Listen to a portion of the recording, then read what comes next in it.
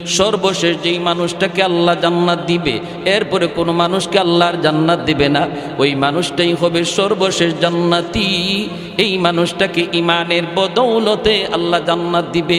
হাজারো হাজারো বৎসর সে জাহান্নামের আগুনে জ্বলবে, আল্লাহকে শুধু ডাকবে ইয়া হান্নান ইয়া মান্নান কয়া ডাকবে। আল্লাহ পাক তার ডাকে কোনো জবাব দিবেন না, শাস্তি তার পেতে হবে মেয়াদ পর্যন্ত। মেয়াদ শেষ হওয়ার পর আল্লাহ জিব্রাইলকে বলবেন, জিব্রাইল জাহান্নামের ভিতরে যায় একটু ঢুকো, যা দেখো কে আমি আল্লাহকে এইভাবে ডাকতেছে। জিব্রাইলে আমিন তিনি জাহান্নামের ভিতরে যায় ঢুকবেন। মুসনদে আহমদ হাদিসের কিতাবের মধ্যে হাদিস কানা এনেছেন, পরিভাষায় হাদিসের পরিভাষায় এই হাদিসের নাম হাদিসে মুসালসাল বিদ্যাহ। ভাইয়েরা বন্ধুরা, জিব্রাইলে আমিন জাহান্নামের ভিতরে যায় ঢুকলেন। জাহান্নাম তালাশ করে জিব্রাইল ওই মানুষটারে পায় না। আওয়াজ জিব্রাইল শুনতে পান, কিন্তু মানুষ তিনি পান না। আল্লাহকে ডাক দিয়ে বলি, মালিক আওয়াজ তো আমিও পাই, ডাকতেছে তোমাকে ইয়া হান্নান ইয়া মান্নান ইয়া হান্নান ইয়া মান্নান কয়া ডাকতেছে। আল্লাহ বলে, জিব্রাইল তুমি পাও না? কয় না গো মালিক, পাই না। আল্লাহ বলবেন, জিব্রাইল বের হয়ে আসো, বের হয়ে আসো। জিব্রাইল আমিন বের হয়ে আসার পর মালিক তার কুদরতি হাত মুবারক জাহান্নামের ভিতরে নিজেই ঢুকায়া দিবেন। একটা মানুষ হাজার হাজার কোটি কোটি বৎসর জাহান্নামের আগুনে জ্বলার কারণে এই মানুষটা আর মানুষের কোনো আকৃতি নাই, নাক মুখ চোখ তার চেনা যায় না, কয়লার টুকরার মতো হয়ে গেছে রে। জাহান্নামের আগুনে জ্বলতে জ্বলতে কয়লার টুকরার মতো হয়ে গেছে। আল্লাহ পাক রব্বুল আলামিন কুদরতি হাতের মধ্যে তারা উঠাবেন। উঠে আল্লাহ পাক বলবেন, বান্দারে কেন আমাকে তুমি ডাকতেছো? জাহান্নাম তো আমাকে ডাকার জায়গা নয়, আমাকে ডাকার জায়গা ছিল দুনিয়ার জগৎ। দুনিয়াতে একবার যদি আমাকে ডাক দিতে ৭০ বার আমি জবাব দিতাম। যেরকম সুবহানাল্লাহ। তাহলে বলুন তো, আমল করার জায়গা মরার পরেই না মরার আগে?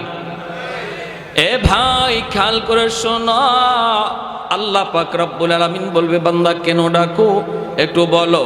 তখন বলবে, মালিক ও মালিক, দুনিয়াতে আমি আমল করতে পারি নাই, আমলের মধ্যে আমার অনেক ঘাটতি, কিন্তু মালিক উলামায়ে কেরামের জবানে শুনেছি তোমার নাম রহমান, তোমার নাম হলো রহিম। আল্লাহ রহমান নামের খাতিরে একটু রহম করবানি, রহিম নামের খাতিরে মায়া করবানি। আল্লাহ পাক রব্বুল আলামিন তখন তারে আবে হায়াতের পানি দিয়ে ধুইয়া মানুষের আকৃতি আনবেন। রব্বুল আলামিন বলবে, একটু দয়া করার কথা বলছো, করব কি চাও তুমি বলো।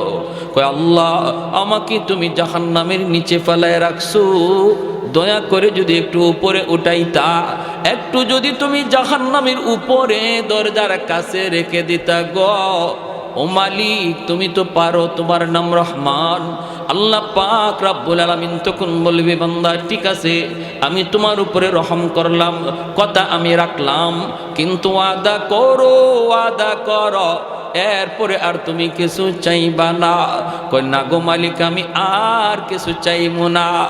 জাহান্নামের দরজার পাশে এনে আল্লাহ তারে রেখে দিবেন। কিছুক্ষণ পরই আবার আল্লাহকে ডাক শুরু করবে, ইয়া হান্নান ইয়া মান্নান কয়া আবার ডাক শুরু করলো। বান্দা কি হয়েছে, আবার কেন ডাক দিয়েছো? কইব, মালিক আমাকে যেই জায়গায় তুমি রেখে দিয়েছো এই জায়গাটা জাহান্নামের দরজার পাশ। আল্লাহ তুমি আমারে যেইখানে রাখছো এটা জাহান্নামের দরজার পাশ। এই জায়গাটা যেমন দরজার পাশ, ওই জায়গাটাও দরজার পাশ। আল্লাহ তুমি যদি আমাকে দয়া করে এই পাশে না রেখে ওই পাশে রেখে দিতা। তোমার নাম তো রহমান, তোমার নাম তো রহিম। বলুন তো, আপনারা বুঝে থাকলে বলুন, দরজার এই পাশ ওই পাশ বেশ কম আসেনি না নাই? আরো জোরে। এই পাশ হলো জাহান্নামের ভিতর, আর সে এখন যে পাশে যাইতে চায় এটা জাহান্নামের বাহির। সেই কথা কয় না আল্লাহ আমারে জাহান্নামের বাহিরে দিয়া দেও, এই কথা কয় না, না কয়ে বুদ্ধি করে কয় আল্লাহ আমারে যেখানে রাখছো এটা তো দরজার পাশ, তো এই পাশে না রাখি আমার ওই পাশে রেখে দাও। আল্লাহ পাক রব্বুল আলামিন তখন বলবে বান্দা তুই না ওয়াদা করেছিলি আর কিছু চাইবি না? কয় মালিক আমি তোমার দয়ার কাঙ্গাল, আমি তোমার মায়ার কাঙ্গাল। আল্লাহ তুমি তো দয়া করলে কারো কাছে তোমার জবাব দেওয়া লাগবে না। রব্বুল আলামিন তখন বলবে বান্দারে ঠিক আছে তোর কথা আমি রাখলাম, দরজার ওই পাশেই রেখে দিলাম, কিন্তু ওই পাশটা তো জাহান্নামের বাহির। বুদ্ধি করে তুই কথা বলছো নে, আমি তোর কথা রাখলাম, কিন্তু ওয়াদা কর এরপরে আর কিছু চাইবা না। এরপরে আর কিছু? কয় মালিক ওয়াদা করলাম আর কিছুই চাইমু না, কিছুই চাইমু না। আল্লাহ পাকের কাছে দ্বিতীয়বার ওয়াদা করলো, আল্লাহ তারে জাহান্নামের বাহিরে এনে রেখে দিলেন। কিছু দূর যাবার, কিছুক্ষণ যাবার পরেই সে তাকায়া দেখে ওই যে দেখা যায় জান্নাতের গেট। জান্নাতের গেটটা তার নজরে পড়লো। জান্নাতুল ফিরদাউস, জান্নাতুন নাঈম, জান্নাতুল মাওয়া। জান্নাতের গেটটা দেখে আবার ডাক শুরু করে দিছে মালিক। আল্লাহ পাক তখন কইব বান্দারে কেন আবার ডাক দিলি? কয় মালিক আমারে তুমি যেই জায়গায় রাখছো এই জায়গাটা জাহান্নামের ভিতরেও না, জান্নাতের ভিতরেও না। আল্লাহ আমাকে যেখানে রাখছো এখানে রাখা যে কথা, জান্নাতের গেইটের পাশে রাখা এক কথা। ওই বুঝে আসছে আপনাদের? আমি বলি না আমাকে জান্নাত দিয়া দাও, গেইটের পাশে একটু রেখে দাও, এখানে রাখা আর ওখানে রাখা এক কথা। আল্লাহ পাক রব্বুল আলামিন কয় বান্দা আমিও তো বুঝি এক কথা ওই, কিন্তু তুই না ওয়াদা করেছিলি এরপরে আর কিছু চাইবি না। তখনই কই মালিক আমি তোমার দয়ার কাঙ্গাল, আমি তোমার মায়ার ভিখারি। আল্লাহ বলেন বান্দা নে, এই কথাও আমি রাখলাম, তোর জান্নাতের গেটের পাশেই রাখলাম, তবে ওয়াদা কর এরপরে আর কিছু চাইবি না। কয় মালিক আর কি চাওয়ার আছে, এত দূর পর্যন্ত আইছি এটাই শুকরিয়া, এর বেশি আর কেমনে চাইমু, আমার পুঞ্জি নাই, আমার তো মূলধন নাই। আল্লাহ বললেন ঠিক আছে ইয়াদ রাখিস, জান্নাতের গেটের পাশে এনে যখন আল্লাহ রেখে দিলেন, এইবার সে জান্নাতের ভিতরটা দেখার জন্য পাগল, একটু ছিদ্র তালাশ করে, ছিদ্র দিয়া জান্নাতের ভিতরটা একটু দেখবে। আল্লাহ পাক রব্বুল আলামিনের মানসা হলো তারে আল্লাহ পাক জান্নাতের ভিতর দেখাবে। এরে যুবক আজকে কোন নেশায় পড়ে তুমি এত পাগল হইছো? কোন পাগলে তোমারে পাইছে? কোন শান্তির আশায় তুমি দৌড়াইতেছো? কোন মজা পাইয়া বেঈমানদের ষড়যন্ত্রে পা দিয়ে দিছো? জান্নাতের যেই শান্তি আর নিয়ামত আর আনন্দ, আল্লাহ পাক জান্নাতের গেট অল্প এক পলকের জন্য আল্লাহ গেটটা একটু ফাঁক করে দিবে তার এক নজর দেখার জন্য। সুবহানাল্লাহ জোরে কোন। যেই মাত্র নজরটা একটু এক পলকের জন্য জান্নাতের ভিতরে পড়ছে, সাথে সাথে আবার গেট লেগে গেল। এক পলকের জন্য জান্নাতের আরামাইশ, আনন্দ আর চিত্ত বিনোদনের যেই দৃশ্য আল্লাহ রেখে দিয়েছে, এই দৃশ্য দেখা মাত্রই আবার পাগল হইয়া ওয়াদার কথা বইলা আবার ডাক শুরু করছে। আল্লাহ আবার বলবে বান্দা আবার কেন ডাক দিলি? তখনই কয় আল্লাহ আমারে কি দেখাইছো তুমি? এতদিন দেখি নাই, ভালোই তো ছিলাম, দেখে তো পাগল হয়ে গেলাম। আল্লাহ কি রাখছো তুমি জান্নাতের ভিতরে? আদাতুল ইবাদিয়াস সালিহিন মা লা আইনুন রাআত ওয়ালা উযুনুন সামিআত ওয়ালা খাতারা আলা কলবি বাশার।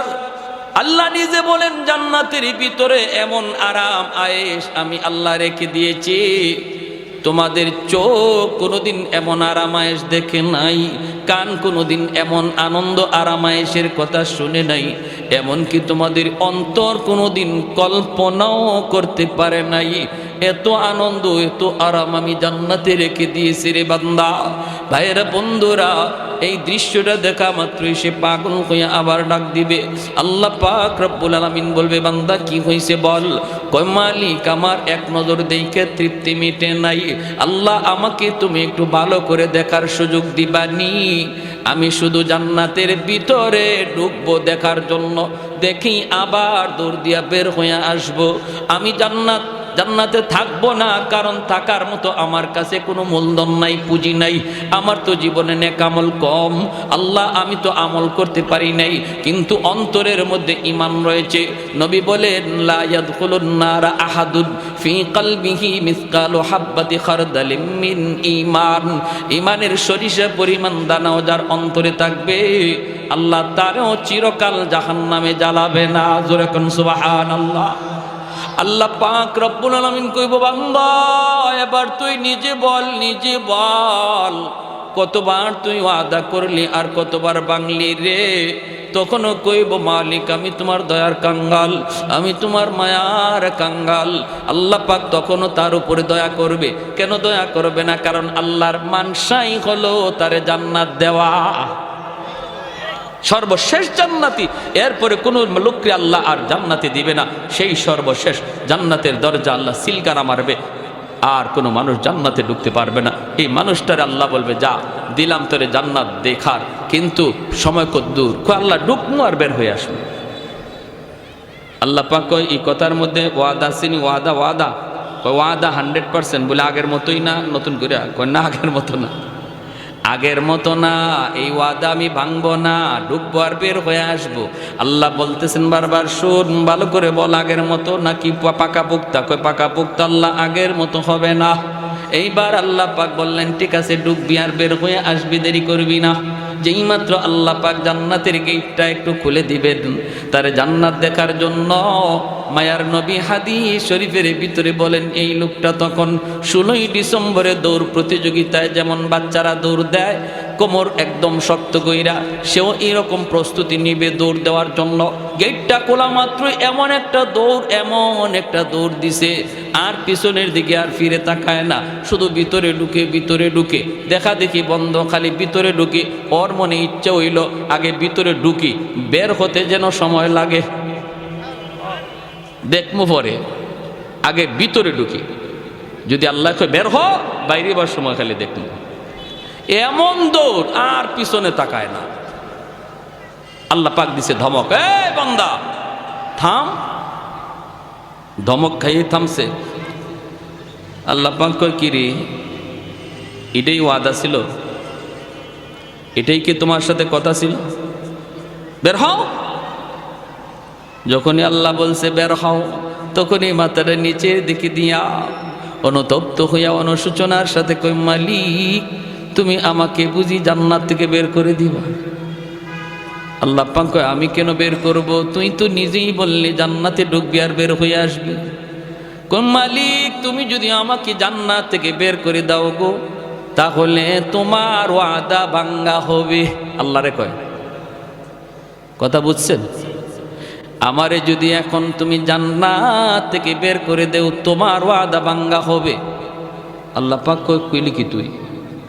আমি তোর সাথে কখন ওয়াদা করলাম? এতক্ষণ পর্যন্ত শুধু ওয়াদা করলি তুই, আর ভাঙলেও তুই। এখন আমি তোর সাথে কখন ওয়াদা করলাম? কয়, মালিক আমার সাথে ওয়াদা করো নাই, কিন্তু মুমিনদের সাথে কোরআনে ওয়াদা করেছো। আমি উলামায়ে কেরামের জবানে শুনছি, আল্লাহ তুমি যারে একবার জান্নাত দাও, এই জান্নাত থেকে আর তুমি বের করো না, এটা তোমার ওয়াদা নি। আল্লাহ পাক কই, হয় এটা তো আমার ওয়াদা ঠিকই আছে। কই, যদি ওয়াদা ঠিক থাকে, আমি তো কোনো না কোনো সুরতে বুদ্ধি করে হোক আর চালাকি করে হোক ঢুকে গেছি। আমি তো জান্নাতে ঢুকে পড়েছি, বুদ্ধি করে হোক আর চালাকি করে হোক জান্নাতে ঢুকে পড়েছি। এখন যদি তুমি আমাকে বের করে দেও, তোমার ওয়াদা খেলাফি হয়। রব্বুল আলামিন তখন কুদরতি মুস্কি হাসলেন। সুবহানাল্লাহ, জোরে কর, আর একটু জোরে কর না সুবহানাল্লাহ। আল্লাহ কুদরতি মুস্কি হাসা কই, বান্দারে চালাকিটা তো কম করলি না। মনে হয় বাঙালি, চালাকিটা তো কম করলি না। হ্যাঁ, সব খবর না রাখলেও এক খবর রাখছো, আমার ওয়াদার খবর, ঠিক কিনা? ঠিক আছে, তুমি যা শুনেছো ঠিক শুনেছো, ঠিক শুনেছো। ওই জায়গাটার মধ্যে আল্লাহ হাসছেন। জিব্রাইল আমিন যখন নবীরে এই হাদিস শোনাইতেছেন, তো আল্লাহ নবী এখানে হেরি চালাকি শুনে আল্লাহ নবীও হাসে দিছেন, জিব্রাইল আমিন হাসে দিছেন। তা আল্লাহ নবী জিজ্ঞেস করতেছে, নবী সাহাবীদেরকে শোনাইতেছেন, সাহাবায়ে কেরামও এখানে হাসে দিছেন। সাহাবায়ে কেরাম আল্লাহ নবীরে জিজ্ঞেস করে, নবীকে হাসলেন কেন? নবীকে আমি হাসছি কেন এটা কি বলবো? জিব্রাইল আমারে শোনায় আর হাসে। জিব্রাইল হাসছে। আমি জিব্রাইলকে জিজ্ঞেস করেছিলাম, ভাই জিব্রাইল আপনি হাসলেন কেন? জিব্রাইল কয়, নবীকে আমি হাসবো না, আল্লাহ নিজেই হাসে দিছে। হের কথা শুনে আল্লাহ নিজেই হাসে দিছে। এজন্য এই হাদিস আমাদেরকে আমাদের উস্তাদরা পড়াইছেন, আমিও আপনাদেরকে শোনাইলাম। এই জায়গাতে আইসা সবারই একটু মুচকি হাসি বের হয়। আর এই হাসিটা এমন এক সুন্নত, সাহাবায়ে কেরামের সুন্নত, নবীর সুন্নত, জিব্রাইলের সুন্নত, আল্লাহর সুন্নত। সুবহানাল্লাহ। কিয়ামত পর্যন্ত আমার নবীর এই হাসিটা জারি থাকবে। এজন্য হাদিসের পরিভাষায় এই হাদিসটাকে হাদিসে মুসালসাল বিদ্দেহেক বলা হয়। এজন্য বলছিলাম হাসি আনন্দ ইসলামে আছে, নবীজিও কৌতুক করেছেন। এরপরে ঘটনাটা কি হয়েছে তার সাথে আমি পরে বলতেছি, শুধু একটু কথা বলে নেই। নবীজি একবার সাহাবায়ে কেরামদেরকে নিয়ে এরকমভাবে গুল হয়ে বসছেন, আর নবী বলতেছেন, সাহাবীরা শোনো, খেজুর তো মাঝখানে আছে, খেজুর খাবা ভালো কথা, কিন্তু ফাঁকে আমার কিছু কথা শুনো, দিনই আলোচনা, খেজুরও খাও, দিনের কথাও শোনো। সাহাবায়ে কেরাম গুল হইয়া বসছেন, নবীজির পাশেই বসছেন নবীজির দামান, আমাদের সিলেটি ভাষায় কয় দামান, আপনারা বলেন মেয়ের জামাই, ঠিক না? জামাতা কিনি কে? হযরত আলী রাদিয়াল্লাহু তাআলা আনহু। 4 খলিফার মধ্যে প্রথম 2 খলিফা নবীর কি হন? শ্বশুর। জিগাও নে, খেলোয়াড়ের নাম যুবকরা সবার আগে কইব, কিন্তু এই জিনিসের খবর নেই। 4 খলিফা, প্রথম 2 খলিফা নবীর কি হন? শ্বশুর। পরের 2 খলিফা জামাই, হযরত ওসমান গনি আর হযরত আলী রাদিয়াল্লাহু তাআলা আনহু। এই দুজন হলেন নবীজির মেয়ের জামাই। আর আবু বকর সিদ্দিক আর হযরত ওমর রাদিয়াল্লাহু তাআলা আনহুমা, তারা হলেন নবীজির শ্বশুর। তো আলী রাদিয়াল্লাহু তাআলা আনহু নবীজির মেয়ের জামাই, অর্থাৎ খাতুনে জান্নাত ফাতেমা রাদিয়াল্লাহু তাআলা আনহাকে নবী আলীর কাছে বিয়ে দিয়েছিলেন, এই হিসাবে জামাই। আবার আরেক সম্পর্কে চাচাতো ভাই। তো পাশে বসা নবীজির, খেজুর খাওয়া চলছে, নবীজি দ্বীনের আলোচনা করতেছেন, সবাই আলোচনা শুনতেছে আর খেজুর খাইতেছে। খেজুর খাওয়া শেষ, আলোচনাও শেষ। এইবার নবী বলেন, শোনো, অনেক আলোচনা হলো, মাঝখানে একটা খেজুরের স্তূপ, এটাও শেষ। খাওয়াও চলছে, আলোচনা হইছে, এখন বোঝা দরকার কে কি পরিমাণ খেজুর খাইল, একটু বোঝা লাগবে। সাহাবায়ে কেরাম বলে, নবী গো কেমন করে বুঝবো? খেজুর তো ফেটে গেছে, কার ফেটে কদ্দুর ঢুকছে এটা বুঝবো কেমনে? নবী কই, বোঝার সুরত আছে, যার সামনে যেই পরিমাণ বিচি বোঝা যাবে সে ওই পরিমাণ খাইছে, ঠিক না? সবাই যার যার উরের দিকে তাকাইছেন, দেখেন না বিচি মিল মতোই আছে, যা খাইছেন তাই আছে। কিন্তু সবাই নজর করে যখন আলীর দিকে তাকান, দেখেন আলীর সামনে খেজুরের বিচির স্তূপ, ডাবল বিচি, গিলা দেওয়া। এখন সাহাবায়ে কেরাম চোখ বড় বড় করে ফেলছে, আরে বাপরে, আলী যে এত বড় খাদক, এটা তো আগে জানি না। হ্যাঁ, আমরা নবীজির হাদিস শুনতেছি, কথা শুনতেছি, হ্যাঁ, মনোযোগ আমাদের এদিকের। আর আলী তো দেখা যায় ফাঁকে দিয়ে খেজুর 2টা করে মারছে, বুঝছেন? এখন হযরত আলী রাদিয়াল্লাহু তাআলা উনি নিজের উড়ে তাকাইছেন, নিজের দিকে তাকায় উনি বেকুব বনে গেছে, ইন্না লিল্লাহ, আমার সামনে এত বিচি কি? আমি তো এত খেজুর খাই নাই, আমার সামনে এত বিচি। আর সবাই ওনার দিকে তাকাইতেছে, চোখ বড় বড় করে। উনি পড়ে গেছে শরমের মধ্যে, লজ্জায়। কিছু মানুষ আছে দেখবেন, আপনি যত কথাই কন, কথা কইবেন আপনি কন, কিন্তু হের খানা বন্ধ নাই, ঠিক না? আর কিছু মানুষ আছে কথা কওয়ার সময় যদি, খানা খাওয়ার সময় যদি কথা কয়, হ্যাঁ হাতে খানা প্লেটের মধ্যে হাত রেখে বয়ে থাকে, খাইতেই পারে না। আর মাশাআল্লাহ কেউ আছে মেশিন চলছে, তুমি যত গল্পই করো মেশিন চলবো, ঠিক কিনা? ওই অবস্থায় আল্লাহর নবী, রহমতের নবীও তাকাইছেন, সবাই তাকাইছে আলীর দিকে। আলী চিন্তায় পড়ে গেছেন যে আমি তো এত খেজুর খাই নাই, বিচি আসলো কোত্থেকে? হঠাৎ করে তাকাইছেন শ্বশুরের দিকে, নবীজি পাশেই বসা। দেখেন আল্লাহ নবীর সামনে খেজুরের বিচি একটাও নাই, একদম খালি, অথচ নবী খেজুর খাইছেন। আলী কেমন বুদ্ধিমান ছিলেন, আলী তো টের পেয়ে গেছেন যে আচ্ছা আমার শ্বশুর তো এখানে আমার একটা লজ্জায় পালাইছেন, শরম দেওয়ার চাইছেন। শ্বশুরে খেজুর খাইছেন ঠিক, আর গোপনে গোপনে বিচি রাখছেন আমার সামনে। নবীজি খেজুর খাইছেন ঠিকই, কিন্তু বিচি রাখছেন জামাইয়ের উড়ো, জামাইয়ের সামনে, জামাইরে শরম দেওয়ার জন্য। শ্বশুর জামাই পাশাপাশি বসা যায় তো? আপনাদের এলাকায় বসে? বিভিন্ন জায়গায় শ্বশুর সামনে জামাই আসতে চায় না, শরম পায় না, এটা নিয়ম না। শ্বশুরের কাছে বসে গল্প করা যায়, শ্বশুরের কাছে বসা যায়, হারাম জায়গায় বসা যায় না। শালির সামনে বসবেন না, এটা হারাম। হ্যাঁ, এটা হারাম, এটা হারাম। যতই আপনার চাচতলি চাচি শাশুড়ি হোক, তার সাথে পর্দা করা ফরজ, সামনে যাওয়া হারাম। শ্বশুরের কাছে বসেন। আল্লাহ নবীর দিকে যখন হযরত আলী তাকাইছেন, দেখেন কোনো বিচি নেই। এই শুনেন এবার আলীর কথাটা। নবী বলতেছেন, যার সামনে যেই পরিমাণ বিচি আছে বোঝা যাবে সে ওই পরিমাণ খাদক, আর এত পরিমাণ খাওরা, এমন খাইতো চিনে। হযরত আলী বলেন, ইয়া রাসূলুল্লাহ, আমার একটা কথা আছে। কি কথা? বলে যার সামনে যেই পরিমাণ বিচি আছে বোঝা গেল এই পরিমাণ খাইছে, এটা ভালো কথা, কিন্তু যিনি খেজুরের সাথে বিচি সহ খাইছে ইনি কত বড় খাওরা। বুঝছেন কেমন হয়েছে? আমরা তো বিচি রাখছি, কিন্তু আমাদের মাঝে এমনও কেউ আছে যিনি বিচি সহ খাইলিছে। আল্লাহ নবী মুস্কি হাইসা বলেন, আলী ঠিকই তুমি, আনা মদিনাতুল ইলমি ওয়া আলিয়ুন বাবুহা, আমি এলেমের শহর আর আমার আলী হলো শহরের দরওয়াজা। যেরকম সুবহানাল্লাহ, আল্লাহু আকবার। এজন্য বলতেছিলাম বিনোদনের অনুমোদন ইসলামে আছে, তবে সেটা গান বাজায়া নয়, নারী পুরুষের ডলাডলি করে নয়। আজকে 16ই ডিসেম্বর বাংলাদেশের একটা স্বাধীনতা দিবস, হ্যাঁ আনন্দ করেন, মজাক করেন, হ্যাঁ করেন, একটু আনন্দ হবেই তো, এটা স্বাধীনতা। তাই বইলে কি এটা ওই মহিলাদেরকে নিয়ে রাস্তায় ঘুরতে হবে আর রাস্তায় ডেস্ক স্টেপ বাজাইয়া গান বাজাইয়া আনন্দ করতে হবে? এর তো কোনো অনুমতি শরীয়তে নাই, ঠিক কি না? আমার আনন্দ, বিনোদন, হাসি সব কিছু একটা লিমিটের ভিতরে থাকবে, ইসলামের গণ্ডির ভিতরে। গণ্ডির ভিতরে থেকে আপনি বিনোদন করেন, আনন্দ করেন, শরীয়তে এলাও, কিন্তু গণ্ডির বাহিরে যাবেন এটার কোনো এলাও না, ঠিক কি না?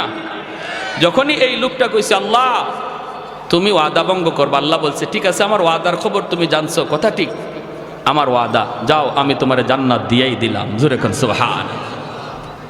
ভাইয়ের আমার, তাহলে এই জায়েজ না জায়েজ, হালাল হারামের কথাগুলি, শরীয়তের বিধিবিধানগুলি আজকে আমাদের যুব সমাজ জানে না। তাদেরকে জানানো প্রয়োজন, কাছে টানা প্রয়োজন, দিল থেকে মহব্বত করে কাছে আনা প্রয়োজন। বাবা যুবক, বুঝাইলে অনেক যুবকই বুঝে, আলহামদুলিল্লাহ, কোন ঠিক কিনা?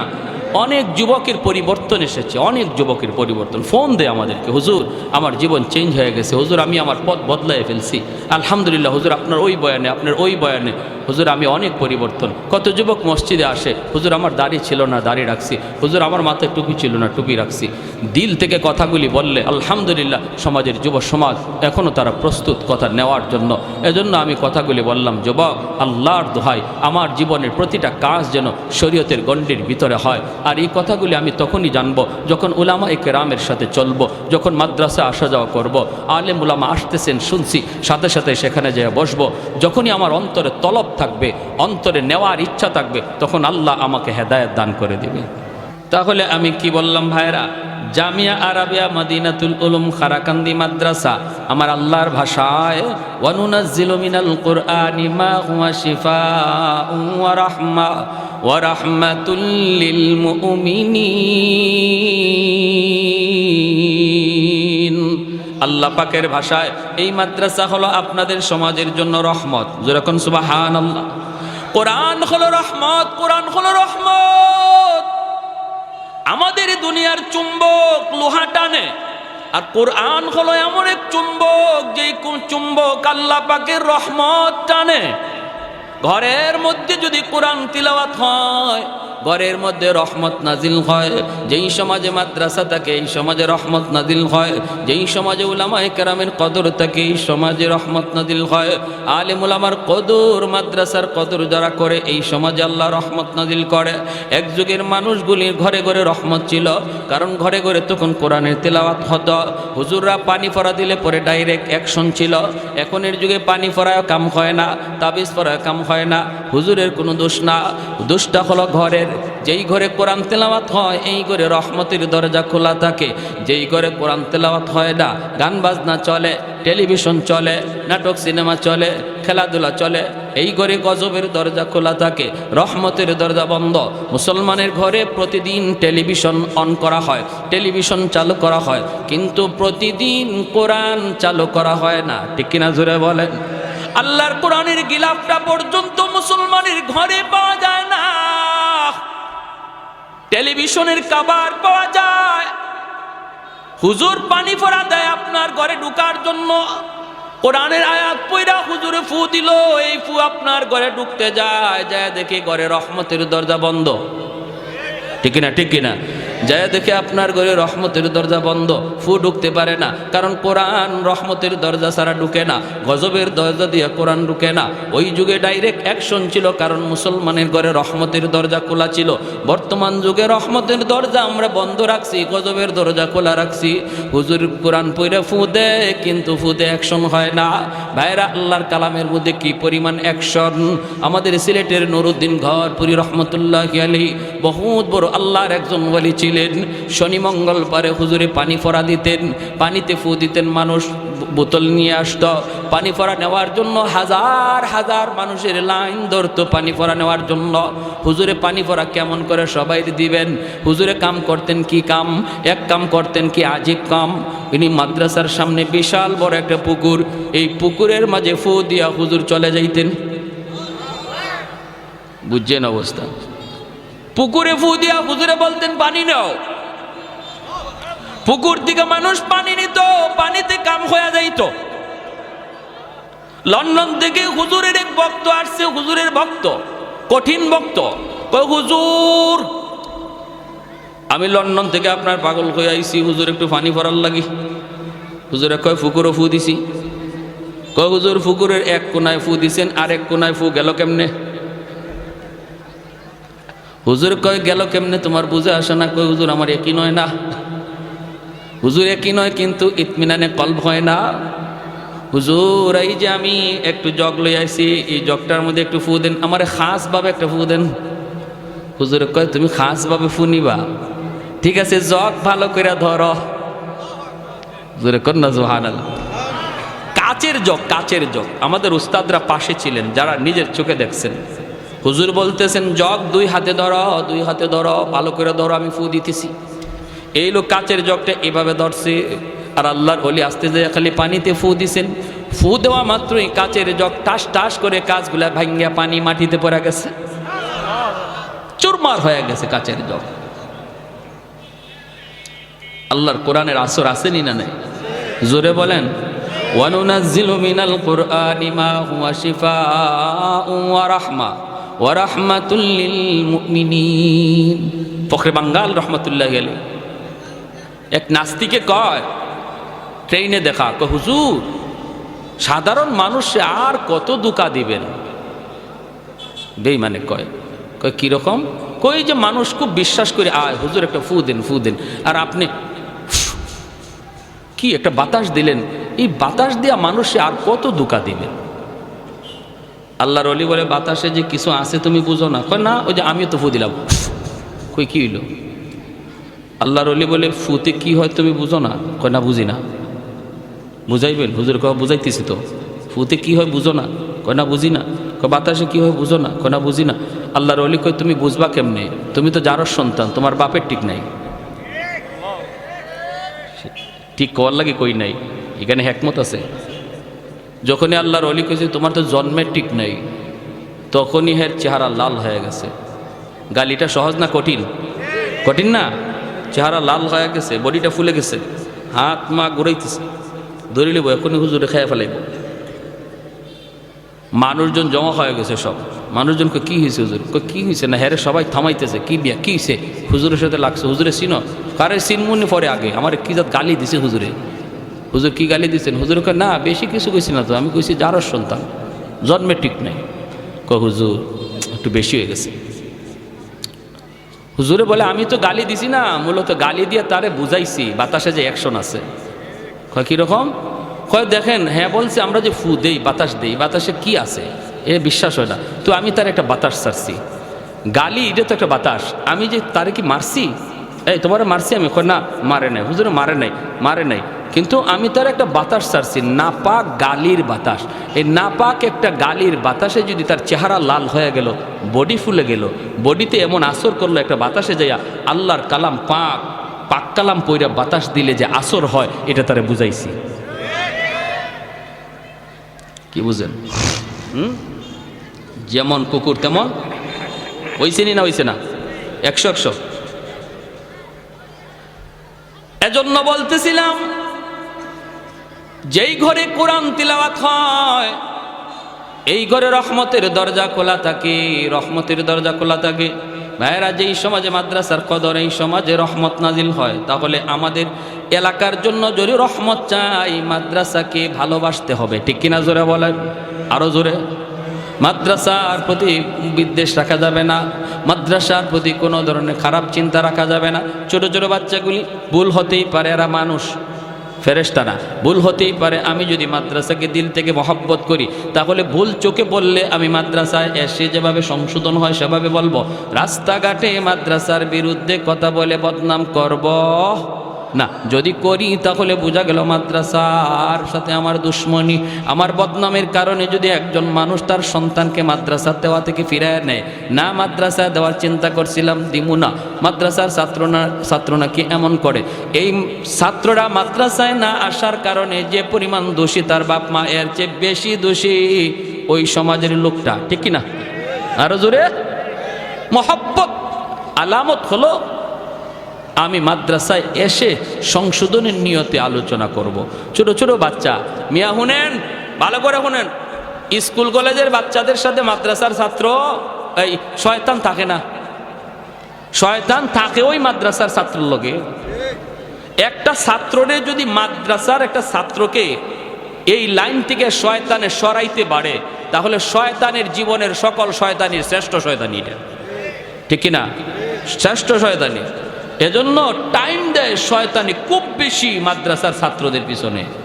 স্কুলের ছাত্রের পিছনে তো চাবি দিয়েই ছেড়ে দিছে, আর টাইম দেওয়া লাগে না, টাইম দেয় মাদ্রাসার ছাত্রের পিছনে। কোনো রকম তার এই লাইন থেকে সরানো যায় কিনা।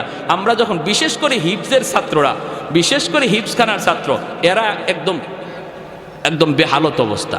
আমরা তো হিফজে পড়ছি না, জামাতে পড়ছি। যখনই মাদ্রাসার নামাজের টাইম হতো হিফজের ছাত্ররা মসজিদে আসতো, তখন আমরা জামাতের ছাত্ররা ওদেরকে সাইড দিতাম আর বলতাম ইয়াজুজ মাজুজ আসতেছে। কারে ঘুষি দিব, কারে কোন দিকে ফালাইব লাথি দিয়া, কোন গাছের ডাল ছিঁড়বো এটা হিসাব নাই। কারণ এতক্ষণ পর্যন্ত আসিল একটা বন্দির ভিতরে, পারছে না, শয়তানে আঙ্গুল দিয়েও পারছে না, কারণ হুজুরে বেদ সামনে। আর এখন একটু সুযোগ পাইছে, এজন্য আসতেছে। একদিন আমি সিলেট এক মাদ্রাসায় পড়ি, যখন ওই পিছনে নামাজে দাঁড়াইছে আর হিফজের ছাত্ররা পিছনে কিলাকিলি ঘুষাঘুষি শুরু করে দিছে। মাদ্রাসার একজন এই খুব শুভাকাঙ্ক্ষী একজন মুরব্বী মানুষ, হাজি সাহেব, মাদ্রাসার পাশেই, মাদ্রাসার দিকে খেয়াল করে, মাশাআল্লাহ খুব ভালো, কিন্তু উনি দোষ ধরে বেশি মাদ্রাসার ছাত্রদের ভুল বেশি ধরে উস্তাদদেরকে বলে। তো ওনারে দেখলে আমরা ভয় পাইতাম, একদম সোজা হয়ে দাঁড়াই থাকতাম। উনিও মসজিদে নামাজে, আমরাও নামাজে, পিছনে ধুমধাম শুরু হয়েছে কিলাকিলি ঘুষাঘুষি। নামাজ শেষ হওয়ার পর আমি মনে মনে ভাবতেছি, আল্লাহ আজকে হাজি সাহেব যে কি কয় আল্লাহ জানে। নামাজটা শেষ হয়েছে পরে হাজি সাহেব দাঁড়াই গেছে, হুজুর। মসজিদ নীরব। সিলেটি ভাষা বুঝেননি আপনারা? কিছু বুঝছেন? অতানি ভুয়া ফান্ডে হিকাইন, তেল লাগলে তেল দেই, ডাউল লাগলে ডাউল দেই, চাউল লাগলে চাউল দেই, আর ফুয়াইনতে যে কিতা শুরু করেন খাইয়া তেল বানায় না। মানে যা চাই না আপনারা, আমরা তো তাই দেই। আর এই তেল খাইয়া বলে পিছনে নামাজে কিলাকিলি ঘুষাঘুষি করে। নাজিম সাহেব হুজুর দাঁড়াইছে, নাজিম হাজি সাহেব বন বন বন। হাজি সাহেব কী হয়েছে? ও মা তুমি কি হইছে? নামাজ পড়তাম পারছি না, ফুয়াইনতের কিলা কিলি আর ঘুষাঘুষির ঠেলায়। হুজুরে কয় হাজি সাহেব হনুকাতে হনুকা ফুয়া ফানে পিছনে ঘুষাঘুষি কইরে তো আমার আপনারে নামাজ পড়ার সুযোগ করে দিছে। হয়ে অতা কিতামা তো আপনি বলি যে অত তো শয়তান আইবার লইছিল আমার আপনার দ্বারো, আইয়া আমারে আপনারে কিলা কিলি লাগাইতো, ফুয়া ফানে পিছনে শয়তানরে আটকায় রাখছে, নইলে তো আমি আপনি কিলা কিলি লাগাই দিতাম। কই ওটা হাদিস তো হুজুর আগে শুনছি না, তে তো বালা তে তো ফুয়াইনতে বালা কাম করছো। বুড়া মানুষ, আমি কি কিলঘুষি লইতে পারতাম নি? এই অবস্থা। এজন্য বলি ছোটো ছোটো বাচ্চারা একটু এদিক সেদিক নড়াচড়া হরকত করব, এগুলা মায়ার দৃষ্টিতে দেখবেন, মায়ার দৃষ্টিতে। কারণ এরা জেনতেন কোনো মানুষ না, আল্লাহর পছন্দকৃত, আল্লাহর বাছাইকৃত, আল্লাহ বাছাই করে আনছেন। এই সিনার মধ্যে আল্লাহর কালাম আমানত থাকবে। মায়া করে ডাক দেবেন, বাবা এদিকে আসো, নেসাবজি এদিকে আসো, মুন্সি সাহেব এদিকে আসো, নাম ধরেও না। আল্লাহ সবাইকে বোঝার এবং আমল করার তৌফিক দান করুন। যা কিছু শুনলাম, হ্যাঁ বিচ্ছিন্ন কিছু কথা বললাম, আল্লাহ সবাইকে আমল করার তৌফিক দান করুন। ওয়া আখির দাওয়ানা আনিল হামদুলিল্লাহ।